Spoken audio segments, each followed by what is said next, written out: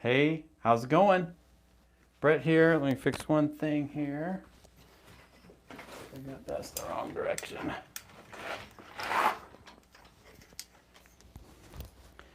I'm like keeping it real, keeping it live. So Brett Allen here, and it is day 4 of our 21 days of social posting content, tactics, strategies, tips, kind of tidbits to help you guys rock this. Let me just jump on and make sure that this is working. I was actually trying to set up a different, I was trying to set up down on my computer where you could see my screen and you could see my face, but I was having a hard time making that work. The audio was cutting out. All right, this shows we are live. I was trying to set up down on my... So that's good. Okay. This always happens at the beginning of lives, right? Whenever you watch a live that's already been recorded, probably just fast forward like 30 seconds and then you'll get to where we actually start. So here's what we've got going on for today. Let me zoom in here. 21 social posting tactics that build trust and engage your prospects. Today is day 4. Okay, so in day 4, what we're going to do is we're going to talk about LinkedIn. I've got several very practical tips that we're going to talk about today that you can use on LinkedIn to help you with your prospecting and to help you generate more referrals from your clients. So there's actually 3 things we're going to go through. This is one of those hands-on trainings where you can watch it live and ask me questions and then go back and watch it a second time closely to really watch where I click the button if you're not that familiar with LinkedIn. LinkedIn's a pretty powerful prospecting tool. A couple of things to know. When you look right here, I'll show you as we log in here and look a little closer. Obviously, we're all using social media more and more all the time. Facebook, of course, wins. 80% of Facebook users are checking it every day. Over 90% of Facebook users are checking it every week. And then there's some things to look at here. And I know LinkedIn is on the bottom of this list, but I don't want you to think that that really means it's behind the curve in any way. About 18% of LinkedIn users are actually logging into their accounts every single day, and that number is just climbing and climbing. And nearly 50% of LinkedIn users actually go into their profile at least once a week. And we can expect this, right? We can expect this. Facebook is much more visceral. It's cats and dogs and families and grandkids and all that kind of stuff, where LinkedIn is business. And so when we have our business hat on and we're trying to see what's going on to get news, to stay in touch with our clients and things like that, it becomes a really powerful tool for us. And so it's the #1 business social platform, has been for several years. I used to have a very real relationship with our LinkedIn rep when I worked for one of the carriers. And I remember just really getting on the inside track of what they were doing and giving them a lot of my feedback, because at the time I was really frustrated about some things. I don't think anything I said ever made a difference at all, but I will say I actually have been really impressed over the last 18 months on the improvements that LinkedIn has made. LinkedIn used to not, it didn't support hashtags, now it does. It's actually gearing up to allow more and more of us to do live video. It's pretty impressive. They're doing a good job. So I like LinkedIn. Something else that I want to ask you guys. So if you are thinking about LinkedIn, here's my question for you. And you can, just pause your brain for a minute to answer this question. And the question is, what is LinkedIn? If you had to explain LinkedIn to your mother-in-law or your grandma, someone who's not that familiar with it, what would they say? And I'm always curious when I ask my audiences this. Often we get things like, well, it's a social network. It's an online resume. More now than before, people are saying it's a place where I get my news. I get my business-related news there. Trying to think, what else do people say? If you want to leave anything in the comments, go ahead. Share with me what you think LinkedIn is. Like if you had to, maybe even explain to a little kid or someone who's just the digital newbie, right? I just landed here on the planet from the moon, not really sure what you guys are doing. And you say, oh, you should use LinkedIn. Well, what is LinkedIn? Well, I found a definition that actually helps us for this when we think about how do we use it for sales. And that is, we have to put on our total computer nerd hat. We got to be like a computer programmer. And if you asked a computer programmer, not that that's a bad thing, right? I mean, computer programmers are amazing people. I have many friends that are computer programmers. I took some computer programming classes in college and was not smart enough to be in that group. So my hat's off to them. But if you ask them, what would you say LinkedIn is? Guess what they'll say? They'll say it's a database. And when you think about it, technically it really is. It's a computer database that's full of information. It has, as I've listed right here, you've got, let me zoom in here, you've got people's profiles. So picture this computer database full of people's profiles that has their name and all the data about them, information on what they've been up to. It's got content, so it's going to have all the stuff they've shared. It's going to track all the conversations, all the comments that people have. And it also is this big network or web of connections. So it shows the way different people are connected with each other. And so when I think about LinkedIn, I like to think about it like this, because it's a very practical, concrete way to think about it, which is there's this database out there that everyone is putting all their information in, and we can data mine it. We can actually dig into it and we can get really cool data. And so I remember, this is years ago, back in college, when all of a sudden I went to, I think it was Smith's, and they said, oh, you have to get this card now. And they gave me this little, looked like a credit card, right? We all have one now for Albertsons or wherever. And whenever you use it, you swipe the card to get your royalty points. And we think, wow, I remember at first I saw it for what it was. I was like, this is the biggest scam ever. They're just like taking all my data. And so it would say, oh, you save $15. But the truth is they jacked up the price like by $15. And it was just like, I don't know that it was really giving me a good deal. In fact, it was just a way for them to make more money if I didn't happen to have my card with me, or I forgot my phone number, which of course, when would you ever do that? But what was cool about it, it was actually start printing out on the back of the receipt, based on your purchases, coupons that were relevant to me or to you. And so there was a lot of interesting things that were going on. And this is back in the 90s, right? We're starting to create this big data, and sophisticated people have the ability to create these algorithms and really analyze this data and do amazing things with it. And this has always been something that the big companies had access to. As individuals, we don't really have the ability to do that, right? Now I know whenever I go and I shop, right, Amazon or anywhere, they're collecting all this data, and whether you call it in the cloud or basically in, silo computer network places in the middle of nowhere, then there's all this data, and they can look at it and they can check through it. In fact, I remember when I worked for one of the big carriers, we actually processed, I want to say it was 80,000 comments per night. So, carriers are really big insurance. They're big insurance companies. They have millions of people that buy insurance through them. And we would have 80,000 pieces of data that people would leave comments on that would go into this big computer. And then what would happen is every single night, it would crunch it and it would analyze it and it would put it into 80 different categories, and it would just make all this amazing sense out of it. And it was used for projecting, the happiness or the frustration or whatever the things they were looking at. And that is really cool. But the big problem is I'm not a billion-dollar company. You're probably not a billion-dollar company. So the question is, how do we as an individual, not just a small business, but even at the producer level, how do we take advantage of data that's useful for us like this? There's more and more tools all the time, right? People are encouraging you to use there's CSRs and all these, not CSRs, CRMs, like different types of management tools, probably people, so you can keep track of that data and help you. Well, taking two steps back, I find LinkedIn is really just a cool database, and they have actually made a pretty cool interface for us to be able to look at that data. And so that's what we're going to talk about today, is three things. I want to show you guys three things right here. Oh, hey, you guys, this is where I just stink at this stuff, right? You guys, I was asking you guys, like, what do you think of social media and LinkedIn? And then you answered, you gave me comments. So professional networking, I'm really not sure. Finding common connections. So sorry, guys, that I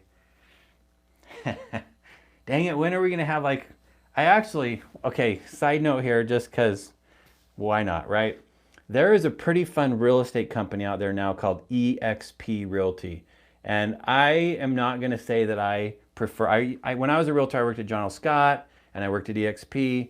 But I loved Windermere. I loved like all these different companies. But EXP was fun. And it was interesting because they actually have created a virtual campus.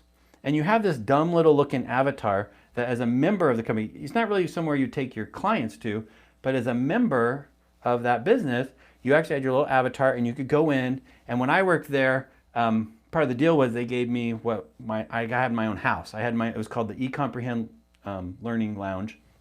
And I was doing a lot of education back then. This is over 10 years ago, like a long time ago. And what's cool about this platform though is you actually have your little guys come together and you sit at this table and you could turn your videos on or you could throw all your screens up on the wall. So if you know a realtor who works at EXP, you should have them show you this platform because it's so fascinating. Well, it was designed by a company down in San Diego, actually a university. And then I think the EXP company actually bought it. It's a company called Verbella. And then they're actually, I think in the process, this is what I can't wait for, they're actually going to, I hope, create storefronts for small businesses where we can all go into this platform. So if you've ever used like Second Life or something like that, except for this isn't just like a grody, dirty place, it's just a nice, clean business setting where you can go in and you can virtually respond. So someday, these things will be much more interactive where even if I don't see you like this, looking at my video, I'll be able to see you through the screen of our virtual experience. So nerdiness is coming, right? We're going to get there. And things like COVID-19 probably are speeding that along because it's forcing us to work at home and we're thinking, man, we feel the pain of it. We got to have better ways to do it. So anyways, digression over. Let's get back here. Big data, right? So LinkedIn has big data. And what we want to do today is we want to cover 3 specific tactics that you can employ to help you with your prospecting and with generating referrals. So the first one is I just want to go through how the search component works. Actually, I saw Cordell's on the phone. I should just hand this over to Cordell, huh? If I had the technology, I would. I'd just throw it in your lap and say, Cordell, you get to teach this round. Because he used to teach this stuff too. In fact, he taught me some really cool things. I remember a long time ago, Cordell, you showed me a scorecard you made, and I'm on like the 4th iteration after that, which we've made it just more complex and more cool. So if you guys don't know Cordell, I know he's on the call. You should connect with him on Facebook or LinkedIn, just because it's nice to have awesome people in your pocket, right? Okay, man, I'm really digressing here. So getting back, when we use LinkedIn, we can search for leads. So I'm going to show you how to do that. I'm going to show you how to prepare for some of your client meetings. Let's say next Tuesday I've got a meeting coming up and I'm going to meet with someone and I want to see if they have any referrals for me. And I also want to just dig up a little bit of information so that way I can be most prepared for that event. And then I'm also going to show you how you can find prospects via your connections. So 3 things we're going to do. So does that sound fun? Okay. Cordell says I'm getting rusty. That's not even the truth. I totally don't believe that for a second. Okay, so let me jump onto here. I'm going to try to zoom in on this a little bit. I know it's a little wonky today. Like I was saying, I was trying to set this up so I could do the live on my computer, but I'm also, I wouldn't say rusty, I'm a digital immigrant, so it's more like I'm challenged. But let's go ahead and look here. So we're going to go into LinkedIn. So I'm just typing in LinkedIn, and you'll notice it's got the search at the top. And the search is cool because a lot of times we don't even think about this. This is our portal to be able to access all this data. And so we've got people, jobs, content, companies, schools, groups, all kinds of things, right? So here's some recent searches I've done.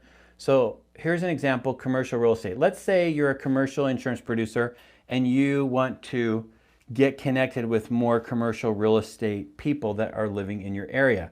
That's kind of the focus for this right here. You can see right here that I can go to people, now that I've searched for that, and it's going to show me that there's over 2 million results. Now that's more than I can process, right? That's more than I can handle. But what's cool is you've got these filters here, and this is really where we start to dig into the database of LinkedIn. We can look at connections. I can say, who are my first degree connections? So these are people that I'm directly connected with them. Second degree is going to be the people that are connected to the people I'm connected with, but I'm not connected to them. So, and those are really the two I like the most, and then you can go third out. So, well, first off, we'll just see, like, how many people am I connected with? So I have over 200. So for me, I would say if I haven't been using LinkedIn very much, I'm already connected with a lot of this niche. So I should probably review those connections and see if there are opportunities that are there for me to talk to them about their needs. But I can also go to the second degree level.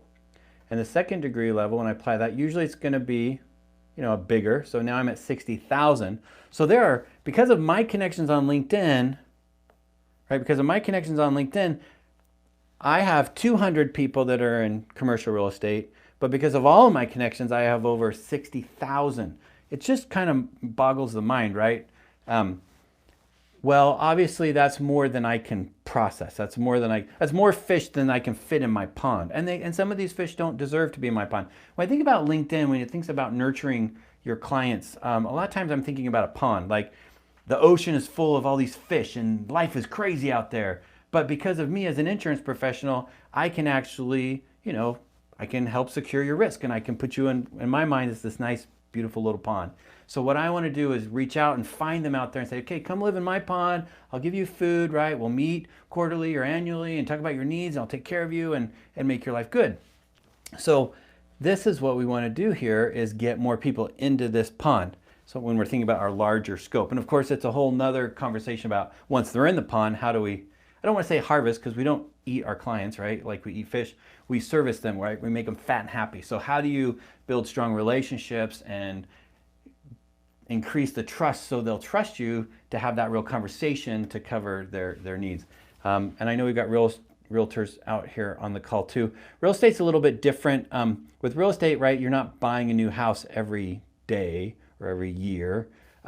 So it's really important for you to get these people into your pond, so that way when that need comes up, right, you're gonna have a lot bigger pond of people that when the need comes up, if you've been nurturing them, then they're going to refer you, which is what you get out of them in the long run mostly, but they're also gonna come to you for your needs. So anyways, looking back here at our screen, we can see right here that we've got some other things we can look at. So we have locations, so I can say, the greater Seattle area where I've lived for the last 20 years, more or less. So that cuts it down to 6,000. I can look at companies they work for. So we were talking about, different companies, right? So maybe maybe you for some reason have a really strong relationship with John L. Scott. Then you can see here, now we're down to 100. But there's also this other button here called filters, all filters, and it's going to give you a lot more things. So let's do a different term here. Let's do something a little bit, I'm thinking, let's do manufacturing. Okay, so again, scenario is I'm in manufacturing. I want to insure companies that are in manufacturing in the greater Seattle area. There's over 7,000. So now we can go down here and we can say, okay, these are my second degree connections. They're in the greater Seattle area. And now I can look at the companies, past companies, industries, what school they went to, all these different kinds of things here. One of the ones that I really like is this one down here called title. And if you know the title, right, maybe I'm going to usually talk to the CFO. And so I can click apply. And what's going to happen now is I've got 48 results of people that have CFO in their title, and they have also manufacturing. So it doesn't mean everyone is a perfect match. You're going to have to look through these and you're going to have to decide. But what's cool about this is I can go through here and start looking at the specific businesses. So what's powerful about this is if you really want to be known to write a certain thing, like I've met with agents that, like, I write churches, or I write technology, or I write manufacturing, like that, whatever. I write long, haul trucking, like whatever those things are, you want to really be known in that group. It's kind of like in high school, right? If you're in high school and you want to be a member of the band geeks, right? Or as we used to call it at my school, I was one of them, or the football team or the basketball team, you got to hang out with those people. And so it's the same thing, is that with social media, you can connect with all the people in that industry, so that way your pond is filled full of those people. So my connections on LinkedIn, let's say I'm into writing manufacturing, I've connected with the top businesses and the top key people at those businesses over time. So that way, when I look at my news feed, the content that's coming up is from all those people. You know, it's not like if I'm in high school and I want to talk to the people on the football team, it's not going to help me if I'm hanging out in the band room, right? So I've got to be able to make sure that my social media is actually connected with the conversations that are of the interest that I have. So don't think of connecting people in LinkedIn just as like, will this person buy from me? Think about, are they in the industry that I'm trying to be known for? Because if I'm the insurance professional who's known for manufacturing in the greater Atlanta, Georgia area, whatever that might be, then I'm going to go talk to a business, and then that business is going to check me out on LinkedIn. And when they do, they're going to look at my connections, or they're going to see, oh my gosh, this guy, he's connected to all these companies, right?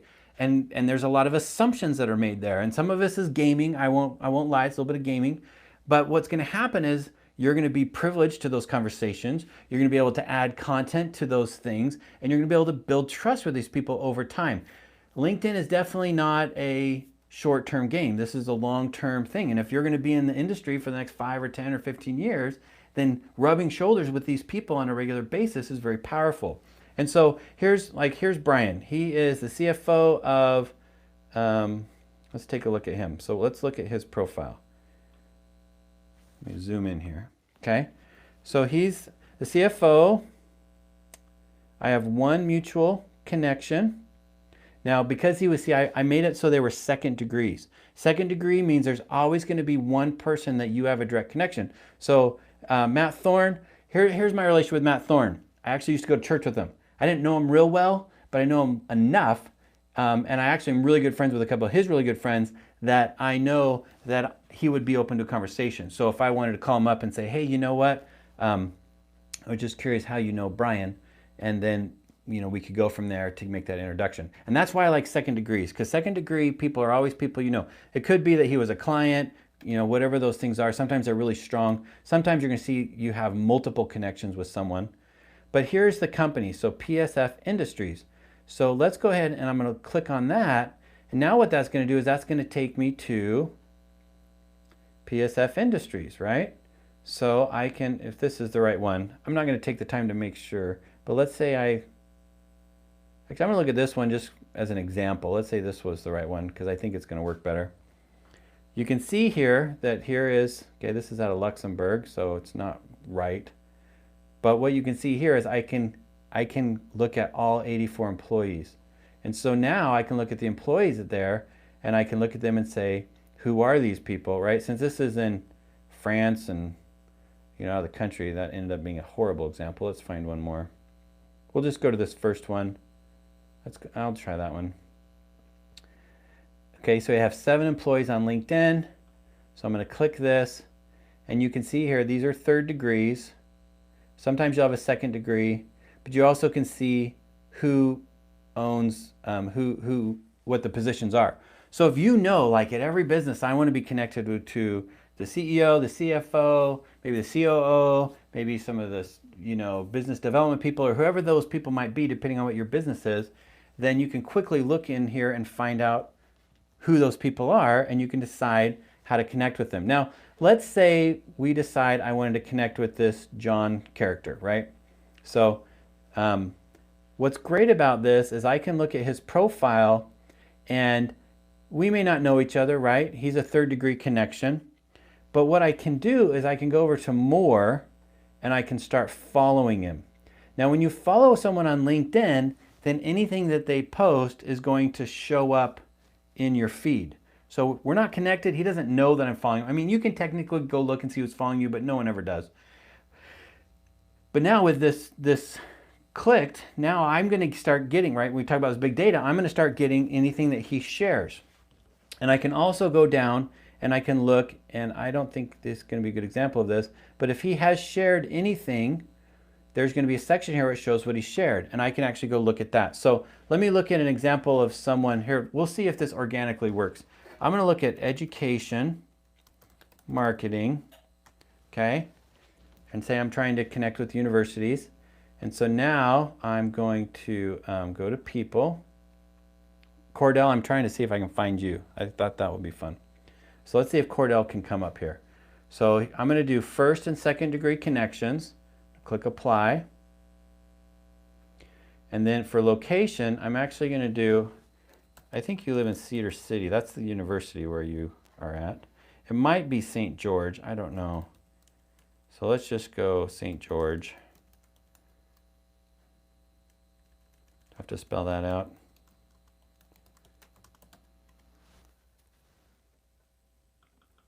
All right, Utah is so few people in Utah.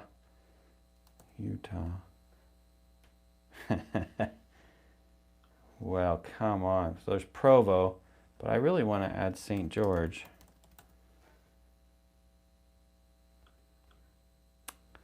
All right, this is not working the way I want it to. That's interesting. There's not even a Salt Lake. We'll do Greater Salt Lake area too. We'll see if this shows. We'll see how wide that canvas is. So 4,000. And so I'm going to go down and look at further filters here. Go to title. I'm going to put marketing. I don't know if you have marketing in your title or not.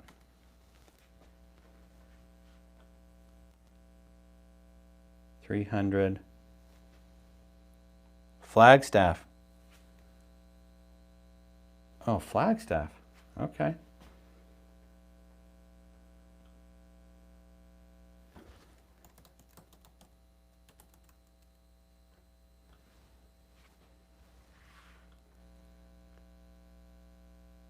All right, actually we're going to get rid of a couple of those just to make this smaller.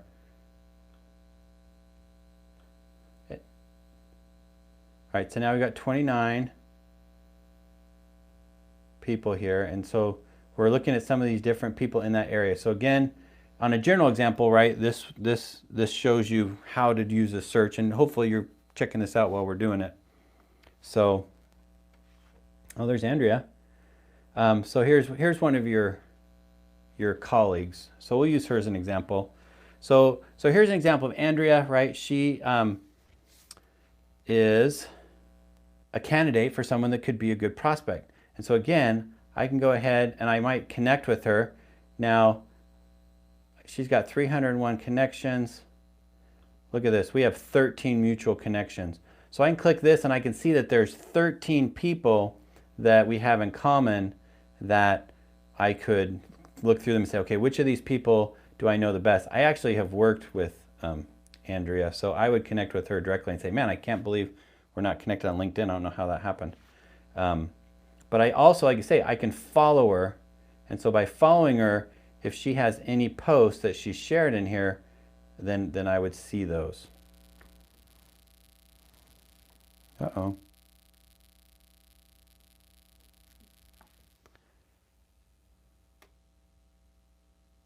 Okay, I need to ask you guys, are you still there? It said the internet chunked out for a second. Okay, so I think I'm back. Sorry about that. It looked like there was a little bit of a delay. Okay, so let's jump back to what we were talking about, searching for leads. Hopefully this experience here of sharing some of this stuff with you shows you how you can go into LinkedIn. You can start finding people. I'm going to jump down to number 3 next, finding prospects via connections. I want to show you guys that one. So let's go back here and look at this. Make sure you guys are still on. Still here, okay. Let's go ahead and I hope you don't mind, Cordell. I actually am going to just pick on you for a minute. So here's Cordell.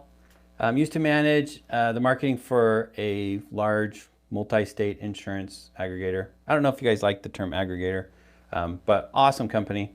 And now he actually works in education, managing that. So if I wanted to look at Cordell, the thing about it is I can go in here and I can find out who is connected to him that would be a good lead for me. So here's the scenario. The snare would be, let's say I write the insurance for Cordell for his business, and I've got a meeting with him. Like, let's say today's Monday, I got a meeting with him on Thursday, and I could come in here, and that's where what that preparation bullet was about. I could look at this stuff, see if he's been posting anything, right? So here's his activity. So I can look at his activity, and I can see any articles that he's written. I can see any posts that he's created, and then I can also see anything that he has been liking or commenting on. And that's pretty cool. And so I would say when you go meet with someone, take the time to look at this stuff so that when you go in there, you can show that it's not just about me. Like, hey, I'm here for you to solve, make me money or to solve your problems. You can look into seeing what they're doing. So I could look in here and see what they're doing. Also, a lot of times before I go to a meeting, I'll actually leave comments with these people. So if I looked at, this was 10 months ago, so that's a little while ago. But if there's something that's a little bit more recent, then what I'll do is I'll chime in there and kind of pre-start that conversation before we even get there. It's like I always say, high school reunions are ruined now because of Facebook, because you've already had all the banter on Facebook. And this is one of those things you can do too. You can kind of warm up that banter by sharing some things you have in common when you're prepping to go to that. But let's say I wanted to, go to Cordell. Whoops.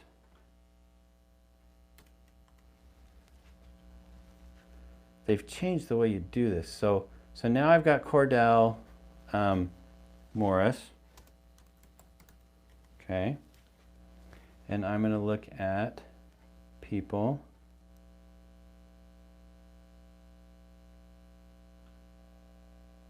One of the things that I can do here is I can say connections of, okay, right here. This, it took a long time to get here. This is actually all you need to do is go into the search. So probably I don't have to search for anyone. I probably just click the search, go into the people, click all filters. Let me zoom in here so you guys can see that. So I just went to search, left it blank, went to people, and now when I go to all filters, this first one is connections of. So this is where I'm going to put Cordell Morris. The question is, Morris, Cordell, are you smart enough that you actually hid all of your connections? So what happens here, I'm starting to look at his connections. Now, Cordell's done something. It's always fun when my examples, I should prep these before we do it. You can hide your connections so people can't see them. And so I think that's what Cordell's done, which I actually recommend for us individually. It's just not fun when other people do it because it kind of locks down that data. So what we can see here is here are the connections. Let me just go ahead and do another example. So let's do my buddy. Actually, I don't know if Chris does. Let's try this character right here. So here's Chris. He's got over 500 connections. Okay, so Chris Dickinson. So I'm going to copy his name. I'm going to go into the search for people. Click all filters. I'm going to put him here. And I'm going to click apply. And now he's a perfect example of what I want to show you. So what he's done is he hasn't locked down his connections. So I can see who his connections are since we're connected. If we weren't connected, I couldn't see him. But since we're connected, I can see him. So in this example, backing up here, thanks for your patience. If I were to go meet with Chris this week and I wanted to prep, I can actually look through his connections to see if there's anyone that would be a good prospect for me. And so maybe we'll go in here and we'll go to these filters of his 900 results. I'm actually going to go down here, and under the title, I'm going to put, CEO or CFO or owner. We could do owner. Okay. And so now when I click apply, I'm going to get 39 results. So by doing this, I now can see 39 people who are the owners of businesses that are first degree connections with Chris. And so what I can do is I can go here and look at some of these people. Now, I know in this example, Chris is also an insurance professional, so he's probably not going to be the person I'm meeting with. But let's say he owned a business, a restaurant or something like that. Zoom in here. Then what you can see here, and since I was on the big screen, it was hard to see, I'll show this again. So I've got Chris, and I'm looking at filters, and I'm going down here to title. I hit owner. I also go to another search. This time we'll do CFO. Click apply. It's got 5 results, and I can look at these people, right? And these are all second degree connections of mine. And so I could look here and say, okay, I want to only make sure they're second degree. But it doesn't really matter because they're all going to be at least second degree because they're related to him. I now can look at these results, right? Let me just go back here. So why am I showing this to you, right?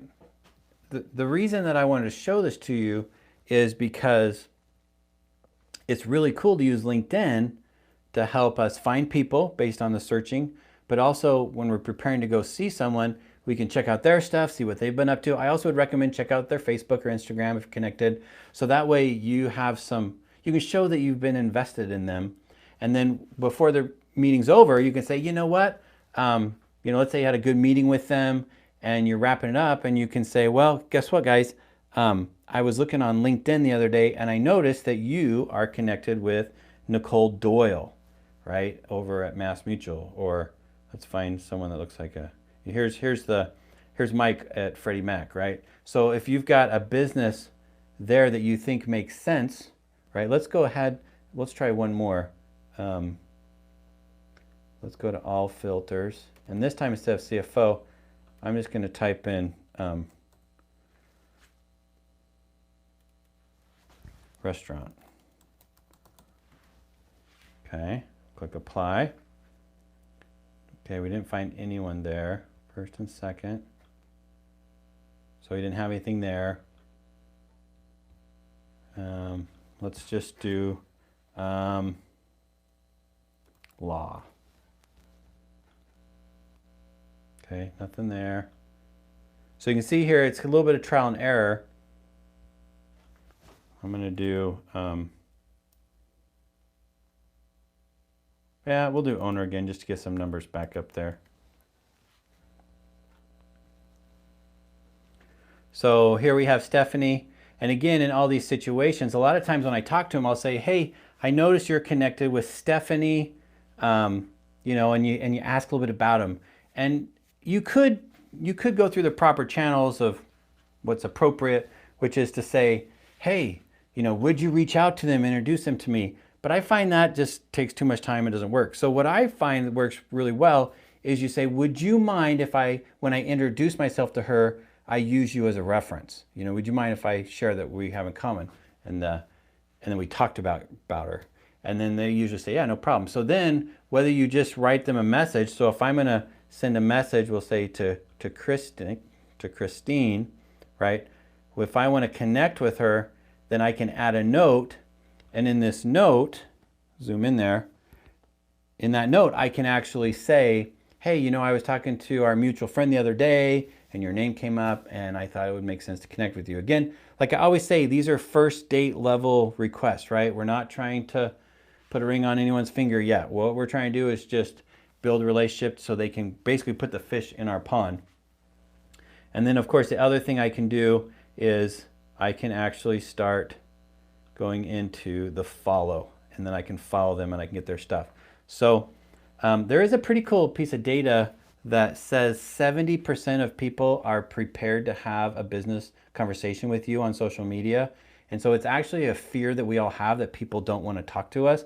If 70% of people that are using social media are okay having a business related conversation with someone, what you'll find is when you do reach out to someone, if it's not totally self-serving, if you've done your homework and you want to connect with them, you can have a pretty good conversation with them. So let's jump back here. You know how to search for leads. We've given you some ideas on how to prepare for client meetings so you can look at their stuff, respond, and kind of warm that up. And then finally, you saw how to find prospects via connections. And that is really what I wanted to share today.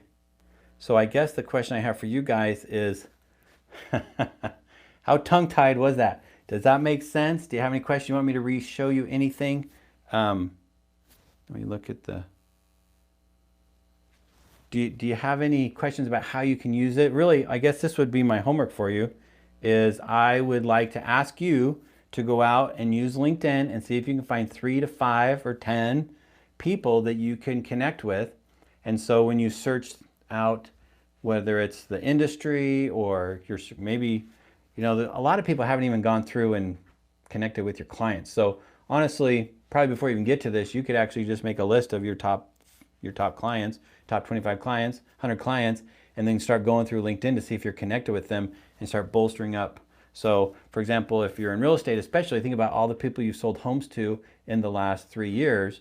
Go in there and get connected with all of them, because that's going to broaden your group. So then when you start searching for other people, you're going to be able to see more options, right? And then determine who can introduce you. So on these second degree connections, is there someone there that can make that introduction, and either reach out to them or send them an email that says, hey, or, I noticed that you know this person. I was just kind of curious how you know them. Wanted to learn a little bit about them. I'd like to talk to them, their business, and then let that conversation get started. What happens, you start doing this on a regular basis, you get a lot of conversations that are evolving.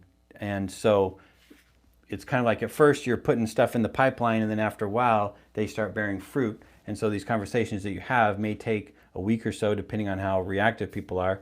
But what happens is, before long, you start using your LinkedIn email. Like if you looked at my LinkedIn email, it's more busy than my regular email. My regular email is chock full of spam, but my LinkedIn email is chock full of ongoing conversations that I'm having with literally probably about 60 people that are right now, that we're kind of evolving through that, right? I think it was like first date, second date, third date. Like, what is my objective?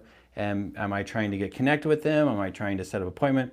I actually it's kind of sad. I just canceled 3 speaking engagements. Well, COVID-19 canceled 3 speaking engagements, but they all happened because I was actually staying up on and connecting with some of these larger organizations nationally that needed someone to come speak at their events.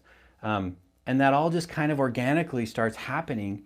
And so it's a pretty fun thing to start connecting with people, finding out who they're connected with, finding out who you have in common, and then allowing that experience to start populating your appointments and affecting your business. Okay, so I don't see any other questions. So I'm going to go ahead and just give you guys a second. If you have any questions about any of the stuff I shared with you today, happy to review that. I just want to say I like doing this. It's kind of a fun experience for me to not just feel like I'm stuck at home during the COVID-19 thing. I hope you guys are healthy. I know things are getting a little crazier. I haven't got a lot of questions. I actually haven't put a lot of people in this group yet. I'm working on it. I think tomorrow there's going to be more people in the group because I just haven't invited many people. But if you're watching this, whether it's live or the replay, and you've got some questions, some things that would be helpful, I'm happy to create a video. We could do a live event on that. I'm going to do this for at least 21 days. We'll kind of see where we're at in the world in 21 days, and then we'll go from there. So, okay. Lorene says it's pretty cool. Yeah, Lorene, you have an interesting situation because you're about ready to like go with stuff. So it'll be fun to see how you can. So let me talk about this for a second too. So I have a friend on the line, Lorene, and she is about to start, I think, if I can be honest with this, everyone, a career in insurance. So now is a perfect time to be building up your connections. So optimizing your profile and starting to connect with all the people you know. And what's interesting is it's fine to connect with people who are friends. It's fine to connect with people who are associates, especially on LinkedIn. We're not expecting like this tight relationship, like, oh, we have to be BFFs. You really can just say, hey, you know what? We had this thing in this common experience. Like I connected with my surf instructor when I was in San Diego. I remember I was doing a workshop down there and I just had a little extra time. So I went down, took a surf lesson, and the guy was really cool. And so I said, hey, you know what? I would love to be able to keep in touch with you. And would you mind if I connect with you on LinkedIn or Facebook? And he was like, yeah, sure. And so because of that, just very casual, you know, you get connections, and before long, you've got this really cool group of people that see what you're doing and you can see what they're doing. So building that out right now is probably a pretty powerful thing. All right.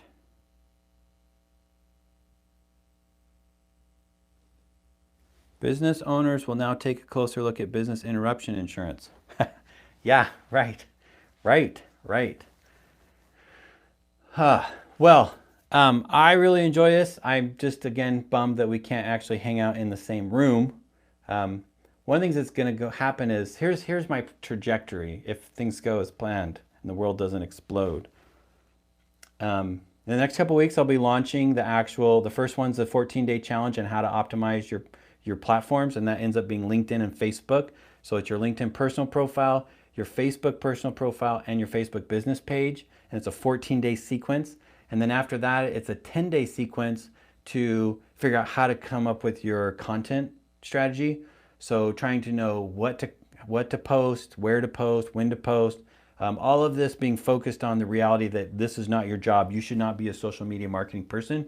You're a salesperson, and you're going to be doing this. These challenges are all under an hour a day. They're very tight. Like, I know this conversation here is very open and we're going a little left and right.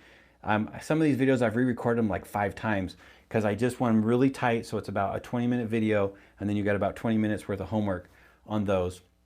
Well, fast forward in my little romantic view of the world, I would say in 6 to 12 months, I actually want to actually do some group workshops. So what we'll do is all the people that have invested in that learning experience, putting together a couple locations. Of course, COVID-19 might affect this a little bit, but eventually having some mastermind workshops where we can get together actually in person and then really work through a lot of this stuff too. So I feel like I'm keeping you on here longer than we should. So I'm going to go ahead and call it a day.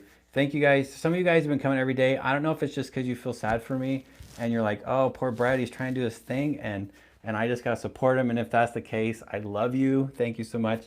But more than anything, I hope that the content that we're sharing here really is of value to you. And that if it is, I hope that you'll share it with some of your friends and invite more people to come to this. Because I think this is good stuff. All right, so thanks so much, guys. Have a great afternoon. Have a great weekend. I am going to take Saturday and Sunday off, so I'm not going to do another one until Monday. Just, you know, I'm taking the weekend off. I just got some family things I'm excited to do, and on Monday we'll be hitting this again. So thanks, guys, and have a great afternoon.